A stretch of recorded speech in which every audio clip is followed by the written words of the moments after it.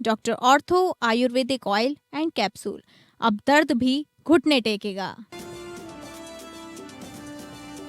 CM योगी ने गोरखनाथ मंदिर में किया जनता दर्शन। सीएम योगी ने सुनी लोगों की समस्याएं। बड़ी संख्या में लेकर आए लोगों की समस्याओं के निस्तारण के सीएम योगी ने दिए निर्देश। कानपुर किडनी कांड में बड़ी कामयाबी, 25,000 का इनामी डॉक्टर अली का कोर्ट में सरेंडर। किडनी कांड में अब खुल सकता है बड़ा राज। बस्ती में मासूम को जलते तंदूर में फेंका शहीद। शादी समारोह में कैटरिंग ठेकेदार ने पार की क्रूरता की हद। बार बार रसगुल्ला मांगने पर जलते तंदूर में फेंका। गंभीर हालत में जिंदगी और मौत से जूझ रहा मासूम।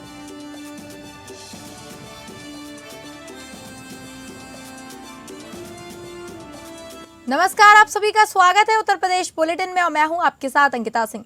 बुलेटिन की शुरुआत करेंगे जहां मुख्यमंत्री योगी आदित्यनाथ ने गोरखपुर प्रवास के दौरान लगातार दूसरे दिन शुक्रवार की सुबह गोरखनाथ मंदिर में आयोजित जनता दर्शन में लोगों से मुलाकात कर उनकी समस्याएं सुनी। मुख्यमंत्री ने अधिकारियों को निर्देशित किया कि जनता की समस्याओं पर त्वरित संवेदनशीलता दिखाएं। समस्या से जुड़ी शिकायत पर तेजी से कार्यवाही करते हुए गुणवत्तापूर्ण व संतुष्टिकारक समाधान सुनिश्चित कराया जाए। जनता दर्शन कार्यक्रम में पहुंचे लोगों को मुख्यमंत्री ने आश्वस्त किया कहा कि घबराइए मत, सरकार आपकी हर समस्या पर प्रभावी समाधान सुनिश्चित कराएगी। शुक्रवार सुबह गोरखनाथ मंदिर परिसर में महंत दिग्विजयनाथ स्मृति भवन के बाहर आयोजित जनता दर्शन के दौरान सीएम योगी करीब 200 लोगों से मिले। उनके पास जाकर उनकी बातें सुनी। उनके प्रार्थना पत्र अपने हाथ में लेकर उसका अवलोकन कर समस्या शिकायत का संज्ञान लिया। फिर अलग अलग मामलों से जुड़ी समस्याओं के निस्तारण के लिए उन्होंने संबंधित प्रशासनिक व पुलिस अधिकारियों को प्रार्थना पत्र संबर्धित और हस्तगत किया। साथ ही निर्देशित किया कि सभी समस्याओं का निस्तारण समयबद्ध, निष्पक्ष और संतुष्टिप्रद होना चाहिए। जनता दर्शन में हर बार की तरह शुक्रवार को भी कुछ लोग इलाज के लिए आर्थिक मदद की गुहार लेकर आए थे। मुख्यमंत्री ने उन्हें भरोसा दिया कि धन के अभाव में किसी का इलाज नहीं रुकेगा। उन्होंने अफसरों को निर्देश किया कि जो भी जरूरतमंद है, प्रशासन उनके उच्च स्तरीय इलाज का एस्टीमेट शीघ्रता से बनवाकर उपलब्ध कराए। एस्टीमेट मिलते ही सरकार धन उपलब्ध कराएगी। कुछ महिलाओं ने आवास की समस्या मुख्यमंत्री को बताई। इस पर सीएम योगी ने उन्हें आश्वस्त किया कि सरकार हर जरूरतमंद को प्रधानमंत्री या मुख्यमंत्री आवास योजना के तहत पक्का मकान आवास उपलब्ध कराने को संकल्पित है। उन्होंने अधिकारियों को निर्देशित किया कि जो भी पात्र लोग पक्के आवास की सुविधा से वंचित हैं, उन्हें इसका लाभ दिलाया जाए।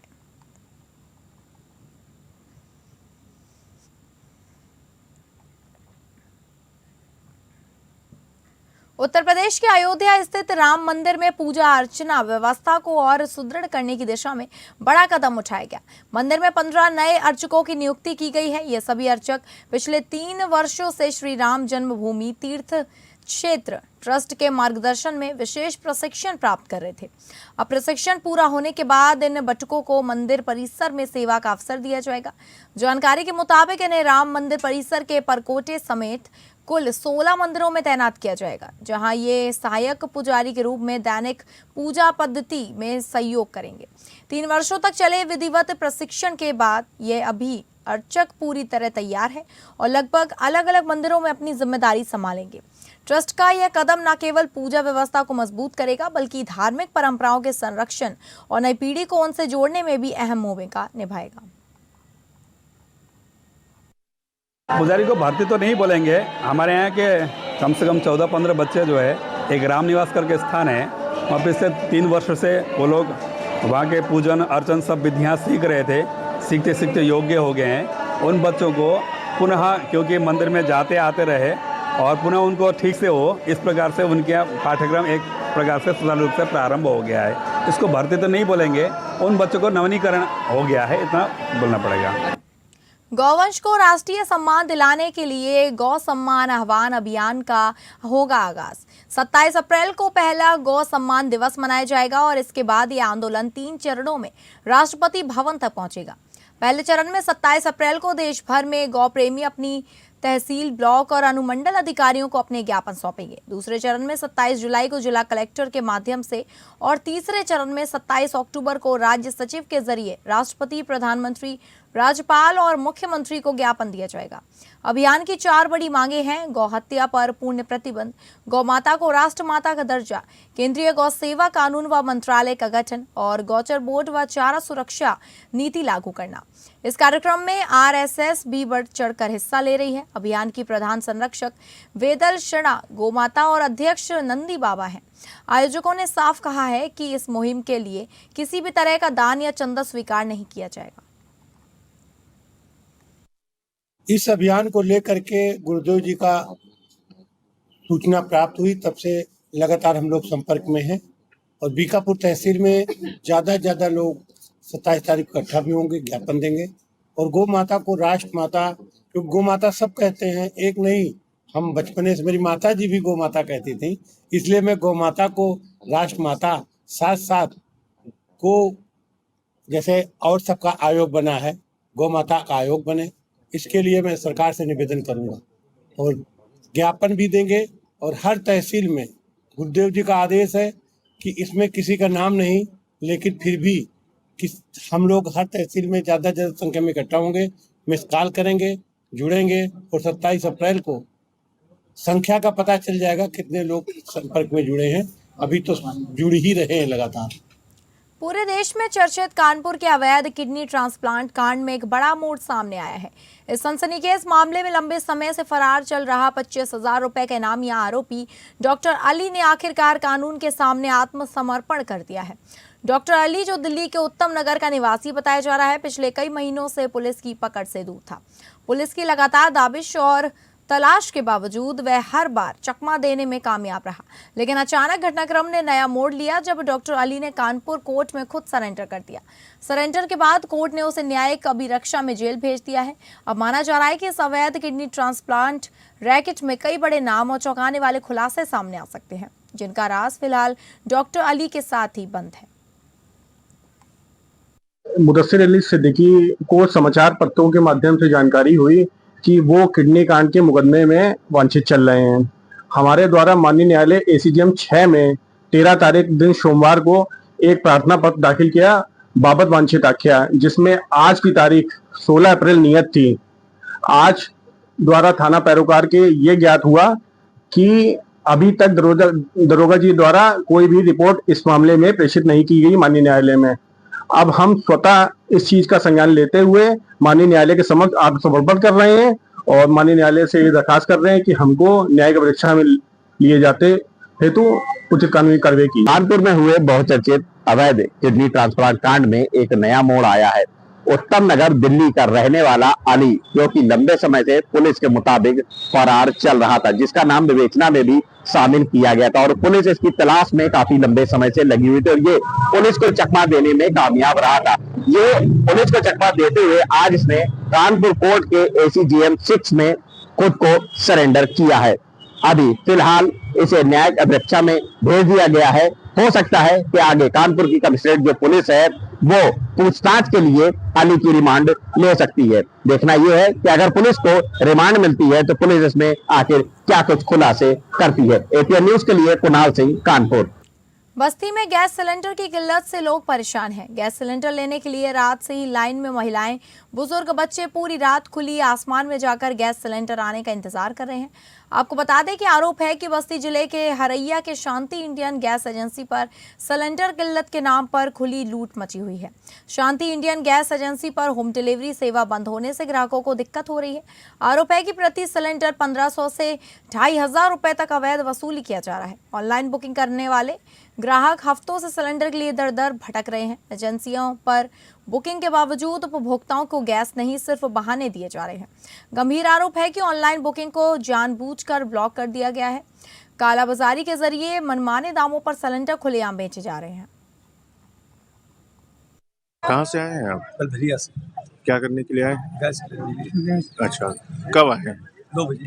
कब? 2 बजे? क्या रात में 2 बजे? तो रात में यहाँ पे कब तक जब आए हैं तो कितनी पब्लिक थी? 30-35। और कब तक सिलेंडर मिलेगा आपको? कहीं मालिक 10 बजे तक आएगी। 10? अच्छा, 11 बजे तक। और कितना दूर है आपका घर यहाँ से? 10 मिनट। बस्ती जिले के छावनी थाना क्षेत्र में एक दिल दहला देने वाली घटना सामने आई है, जहां शादी समारोह में एक मासूम बच्चे को सिर्फ रसगुल्ला खाने की वजह से जलते तंदूर में फेंक देने का आरोप है। जलने की वजह से बच्चा गंभीर हालत में जिंदगी और मौत से जूझ रहा है, जिसको इलाज के लिए लखनऊ मेडिकल कॉलेज भेजा गया है। बता दें कि छावनी थाना क्षेत्र के मलौली गोसाई गांव में एक विवाह समारोह के दौरान दिल दहला देने वाली घटना सामने आई। यह महज एक रसगुल्ले के विवाद में कैटरिंग ठेकेदार ने क्रूरता की सारी हदें पार करते हुए 11 वर्षीय बालक को जलते हुए तंदूर में फेंक दिया। आग की लपटों से बच्चा चेहरे से लेकर कमर तक पूरी तरह झुलस गया। उसे मेडिकल गंभीर अवस्था में लखनऊ मेडिकल कॉलेज के लिए रेफर किया गया, जहां वह जिंदगी और मौत के बीच जंग लड़ रहा है। जानकारी के अनुसार गोंडा जिले के नवाबगंज थाना के दुर्जनपुर गांव का निवासी 11 वर्षीय चमन अपनी मां के निधन के बाद से ही बस्ती के बागा नाला स्थित अपने ननिहाल में रह रहा था। वह अपनी नानी के साथ मलौली गोसाओं गांव में एक रिश्तेदार की शादी में शामिल होने गया था। शादी में खुशी का माहौल था और चमन खेल कूद रहा था। इसी दौरान वह भोजन स्थल पर गया और वहां रखे रसगुल्ले निकाल कर खाने लगा। आरोप है कि बार बार रसगुल्ला निकालने पर वहां मौजूद कैटरिंग ठेकेदार अपना आपा खो बैठा। उसने पहले बच्चे को पकड़कर डराया और फिर उसे उठाकर जलते हुए तंदूर के ऊपर बिठा दिया। इसी बीच अनियंत्रित होकर बच्चा सीधे तंदूर के भीतर जा गिरा। तंदूर से बच्चे की चीखें सुनकर शादी समारोह में हड़कंप मच गया। आनंद फानंद में परिजनों ने उसे बाहर निकाला, लेकिन तब तक मासूम का शरीर पूरी तरह झुलस चुका था। उसे तत्काल अयोध्या मेडिकल कॉलेज ले जाया गया, जहां प्राथमिक उपचार के बाद डॉक्टरों ने उसकी नाजुक हालत को देखते हुए लखनऊ रेफर कर दिया। घटना के बाद आरोपी ठेकेदार मौके से फरार हो गया। पीड़ित बच्चे के मामा देवीदीन निषाद ने आरोपी तंदूर कारीगर के खिलाफ थाने में तहरीर दी है। सीओ स्वर्णिमा सिंह ने बताया कि दुर्घटना में एक बच्चा आग में जल गया है, जिस मामले में एक अज्ञात शख्स के खिलाफ मुकदमा दर्ज कर लिया गया है। आरोपी की तलाश के लिए दबिश दी जा रही है और जल्द ही उसे गिरफ्तार किया जाएगा। थाना छावनी पे एक तहरीर प्राप्त हुई है, जिसमें देवी प्रसाद का कहना है कि उनका भांजा अमर, जिसकी उम्र लगभग 11 वर्ष है, वह अपनी नानी के घर एक शादी समारोह में गया था। खेलते वक्त वह तंदूर के पास चला गया, जहां पे खाना बनाया जा रहा था, और दुर्घटनावश जल गया है। तहरीर प्राप्त होते ही उसी धाराओं में मुकदमा पंजीकृत किया गया है। अज्ञात के विरुद्ध बच्चे को इलाज के लिए लखनऊ रेफर कर दिया गया है। अभी बच्चे की स्थिति सामान्य है। आगे की विधिक कार्रवाई करी जा रही है। घटना की जाँच कर घटना के कारणों के सही तथ्यों को प्रकाश में लाकर कार्रवाई की जाएगी। यूपी के हमीरपुर जिले के कस्बा सुमेरपुर के एक मोहल्ले में गैंग रेप की सनसनीखेज वारदात सामने आई है। सरकारी कोटे से राशन लेकर लौट रही 12 वर्षीय किशोरी को उसी का चचेरा भाई अपने एक साथी के साथ बाइक पर बैठाकर धर्मेश्वर बाबा मोहल्ला स्थित घर ले गए, जहां दोनों ने उसके साथ बारी बारी से गैंग रेप किया। दूसरे दिन तड़के बच्ची घर लौटी तो बदहवास थी। ठीक से होश में आने के बाद परिजन 15 अप्रैल को थाने पहुंचे, जहां दोनों आरोपियों के खिलाफ तहरीर दी गई। पुलिस ने दोनों आरोपियों पर गैंगरेप और पॉस्को की धारा में मामला दर्ज कर तलाश शुरू कर दी है। पुलिस ने एक आरोपी को गिरफ्तार कर दूसरे की गिरफ्तारी के लिए छापेमारी शुरू कर दी है। मेरी लड़की कोटा गई थी बाबूजी, उन्होंने उठा लिया 2 लड़कों ने और ले गए जी GIC कहती। हम लोग ईटा गारा करते हैं और क्या बोलते क्या किया उसके साथ? उसके साथ गलत काम किया दोनों लोगों ने। हाँ। कितनी उम्र है बच्ची की? 12 साल। कानपुर के बर्रा थाना क्षेत्र में लूट की वारदात के बाद पुलिस और बदमाशों के बीच मुठभेड़ का मामला सामने आया है। 16 अप्रैल को बर्रा बाईपास स्थित सिंह ढाबा के सामने मोहित निषाद के साथ 2 अज्ञात बदमाशों ने तमंचे के बल पर मारपीट कर उसकी मोटरसाइकिल, मोबाइल फोन और 5,000 रुपए नकद लूट लिए थे। इस घटना के संबंध में पीड़ित के भाई रोहित की तहरीर पर थाना बर्रा में मुकदमा दर्ज कर आरोपियों की गिरफ्तारी के लिए पुलिस टीम गठित की गई है। पुलिस द्वारा चलाए जा रहे अभियान के तहत 17 अप्रैल 2026 को रात करीब 1:45 पर फतेहपुर चौराहा पर चेकिंग के दौरान संदिग्ध बाइक सवारों को रोकने का प्रयास किया गया। इस दौरान बदमाशों ने पुलिस टीम पर जान से मारने की नीयत से फायरिंग कर दी। पुलिस ने जवाबी कार्रवाई करते हुए एक बदमाश को गोली मारकर घायल कर दिया और मौके पर गिरफ्तार कर लिया। गिरफ्तार आरोपी की पहचान मुन्ना खान निवासी परमपुरवा थाना जूही के रूप में हुई है। घायल आरोपी को तत्काल उपचार के लिए अस्पताल भेजा गया है। पुलिस के अनुसार मौके पर स्थिति पूरी तरह सामान्य है और कानून व्यवस्था की कोई समस्या नहीं है। जब बर्रा की टीमें चेकिंग कर रही थी तो 2 अज्ञात व्यक्ति उस रास्ते से गुजरते हुए दिखाई दिए। उनको रोकने का प्रयास किया गया तो उसी कड़ी में उन व्यक्तियों द्वारा बर्रा पुलिस पर फायरिंग की गई। बर्रा पुलिस के द्वारा आत्मरक्षा में फायरिंग की गई, जिसमें एक व्यक्ति के पैर में गोली लगी। उस व्यक्ति को जब पूछताछ की गई तो उसने अपना नाम मुन्ना, जो कि परमपुरवा का रहने वाला है। यूपी के कौशाम्बी जिले में कानून व्यवस्था को और सुदृढ़ करने के उद्देश्य से पुलिस द्वारा हाई इंटेंसिटी बलवा ड्रिल का आयोजन किया गया। पुलिस अधीक्षक के नेतृत्व में पुलिस लाइन परेड ग्राउंड में हुए इस अभ्यास में दंगा नियंत्रण की तैयारियों को परखा गया और पुलिस बल को किसी भी आपात स्थिति से निपटने के लिए प्रशिक्षित किया गया। Kaushambi police line parade ground में आयोजित इस हाई इंटेंसिटी बलवा ड्रिल में पुलिसकर्मियों ने दंगा नियंत्रण के विभिन्न तरीकों का व्यवहारिक अभ्यास किया। इस दौरान पुलिस टीमों को आधुनिक दंगा नियंत्रण उपकरणों के इस्तेमाल की ट्रेनिंग दी गई, जिसमें आंसू गैस, रबर बुलेट और एंटी रॉयट तकनीकों का प्रयोग शामिल रहा। ड्रिल के दौरान भीड़ को नियंत्रित करने, उपद्रवियों को चिन्हित करने और हालात को जल्द से जल्द सामान्य करने की रणनीतियों पर विशेष जोर दिया गया। साथ ही किसी भी संभावित घटना में घायलों को तत्काल चिकित्सा सुविधा उपलब्ध कराने के लिए एम्बुलेंस व्यवस्था और रेस्क्यू ऑपरेशन का भी अभ्यास किया गया।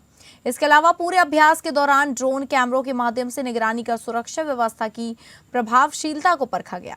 रियल टाइम मॉनिटरिंग की क्षमता को मजबूत किया गया। कौशाम्बी पुलिस का यह अभ्यास दर्शाता है कि कानून व्यवस्था बनाए रखने के लिए प्रशासन पूरी तरह सतर्क और तैयार है।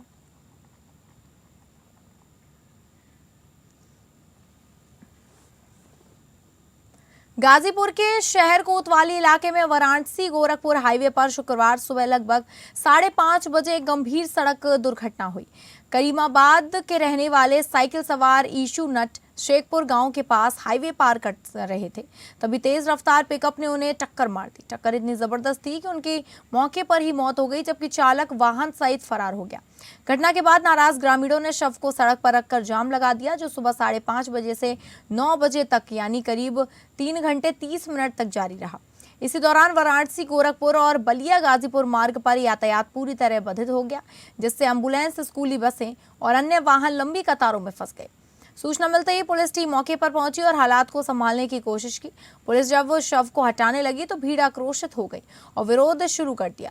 शहर कोतवाल महेंद्र सिंह और महाराजगंज चौकी प्रभारी युगल किशोर राय ने लोगों को समझाने का प्रयास किया, लेकिन ग्रामीण बड़े अधिकारियों को मौके पर बुलाने की मांग पर अड़े रहे।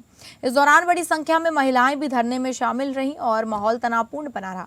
प्रशासन के वरिष्ठ अधिकारी, जिनमें सदर एसडीएम रवीश गुप्ता भी शामिल थे, मौके पर पहुंचे और परिजनों से बातचीत की। जांच और उचित कार्रवाई का आश्वासन मिलने के बाद परिजन शांत हुए और जाम समाप्त कराया। इसके बाद पुलिस ने शव को कब्जे में लेकर पोस्टमार्टम के लिए भेज दिया है। प्रशासन ने स्पष्ट किया कि पूरे मामले की जांच कर दोषियों के खिलाफ सख्त कार्रवाई की जाएगी और पीड़ित परिवारों को हर संभव मदद दी जाएगी। मामला ये है कि साहब चाय पिए सवेरे आओ तो ना अपने साइकिल से ना आऊ धक्का मार के भाग गए और जब टैक्स वाला ना संगे संगे दौड़ौले हुआ। हमार भासुर हुआ, हमार भाई साहब ईशू नाम है। क्या कराने वाले थे? डिनिया डहिया साहब, करीमाबाद। उम्र क्या था? उम्र उनकर हो 60-70 हो। 60 है। एक्सीडेंट हुआ है क्या? कोई देखा है क्या? हाँ हम देख ले। हाँ हम देख ले। हम वो सब उत्तर प्रदेश के शाहजहांपुर में एक मुस्लिम युवक हिंदू धर्म में शामिल हो गया। उसका नाम फैज खान से बदलकर सोनू चौहान रखा गया है। इस दौरान हिंदू संगठन के लोगों ने इसे घर वापसी का नाम देते हुए हिंदू बने युवक का गंगा जल से शुद्धिकरण किया और पूजा अर्चना करवाई। हिंदू बने युवक का कहना है कि वह पिछले कई सालों से हिंदू धर्म में अपनी आस्था व्यक्त कर रहा है। जल्दी युवक के परिवार के कुछ अन्य सदस्य भी मुस्लिम धर्म छोड़कर हिंदू धर्म में शामिल हो सकते हैं। शहर के कालीवाड़ी मंदिर में फैज खान का शुद्धिकरण उनके नाम सोनू चौहान रख दिया गया। हिंदू संगठन का मानना है कि इससे पूर्व में भी यह लोग हिंदू थे, लेकिन मुगल काल में धर्म परिवर्तन कर इन्हें मुस्लिम बना दिया गया। घर वापसी का नाम देते हुए हिंदू संगठन ने फैज का शुद्धिकरण करके उन्हें हिंदू धर्म में शामिल किया लिया। इस दौरान हिंदू बने सोनू सिंह चौहान ने हवन में आहुति भी डाली और देवी देवताओं की पूजा अर्चना की। सोनू चौहान का कहना है कि वह पिछले कई सालों से अपनी आस्था हिंदू धर्म में रख रहा है। हिंदू संगठन से मिलने के बाद उसने हिंदू धर्म में शामिल होने की अपनी इच्छा जाहिर की। हिंदू संगठन के पदाधिकारी राजेश अवस्थी का कहना है कि उसके परिवार के कुछ अन्य सदस्य भी जल्द ही घर वापसी करके हिंदू धर्म में शामिल हो जाएंगे। जी, मैं बिल्कुल ठीक लग रहा है। मैं पहले से ही सारी चीज़ें मानता था। सनातन धर्म के प्रति काफ़ी मेरी आस्था रही है शुरू से, सन 2000 या 2001 से समथिंग, और काफ़ी रुचि रही है मेरे अध्यात्म से। एक अंदरूनी एक नाता रहा है एक आत्मा से मेरे, तो मेरे लिए कुछ नया नहीं है। मैं शिव जी का भक्त हूँ और कोई किसी प्रकार का कोई दबाव नहीं है। ये मेरी अपनी आत्मा से, मैंने अपनी स्वेच्छा से ही सनातन धर्म को आज पूर्ण रूप से जो है परिवार में कितने लोग हैं और कोई विरोध नहीं किया गया? नहीं, किसी प्रकार का कोई विरोध नहीं है परिवार में। सभी शिक्षित हैं हमारे यहाँ और सब अपने अपने रोजगार से हैं, और लगभग सबके विवाह भी हो गए हैं। माता जी हैं, वो भी शिक्षिका रह चुकी हैं पूर्व में, और मैं भी शिक्षक पद पर जो हूँ। कानपुर पुलिस ने नशे के खिलाफ बड़ी और हाईटेक कार्रवाई करते हुए ऑपरेशन व्हाइट पाउडर के तहत गांजा तस्करी के एक बड़े नेटवर्क का भांडाफोड़ किया है। थाना सचेंडी क्षेत्र में हुई इस कार्रवाई का नेतृत्व ADCP crime Sumit S Ramteke और आईपीएस सुमेध एवं एम जाधव ने किया। इस ऑपरेशन की खास बात यह रही कि पहली बार ड्रोन कैमरों की मदद से इलाके की निगरानी की गई। संकरी गलियों और छतों पर हो रही संदिग्ध गतिविधियों को ट्रैक कर पुलिस ने सटीक लोकेशन चिन्हित की और एक साथ दबिश दी।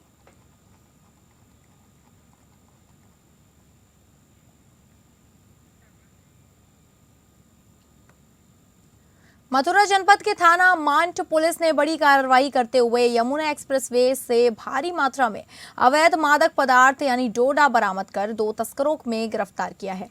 पुलिस के अनुसार बरामद डोडे की कीमत करीब 1,16,49,300 रुपए आंकी गई है। थाना मांट पुलिस टीम ने मुखबिर की सूचना पर यमुना एक्सप्रेसवे के माइलस्टोन 95 पर चेकिंग के दौरान इस कैंटर को रोका। तलाशी लेने पर वाहन से 776.620 किलोग्राम अवैध डोडा बरामद हुआ। पुलिस ने मौके से 2 आरोपियों को गिरफ्तार किया। दोनों के खिलाफ थाना मांट में एनडीपीसी एक्ट की धारा के तहत मुकदमा दर्ज कर विधिक कार्रवाई शुरू कर दी गई है। आज दिनांक 15 अप्रैल 2026 को थाना मार्ट पुलिस के द्वारा मुखबिर की सूचना के आधार पर बहुत ही महत्वपूर्ण सफलता अर्जित करते हुए 2 सात्विक मादक पदार्थ के तस्करों शुभम सैनी, कुलदीप रिंकू जो पूर्व क्षेत्र हरियाणा के रहने वाले हैं को गिरफ्तार किया गया है। यह गिरफ्तारी यमुना एक्सप्रेसवे के 95 किलोमीटर के माइलस्टोन के पास से की गई है।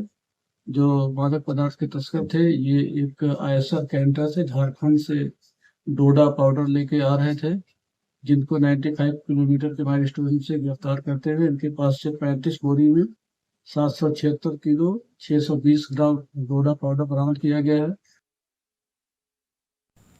तो फिलहाल उत्तर प्रदेश बुलेटिन में बस इतना ही। नमस्कार।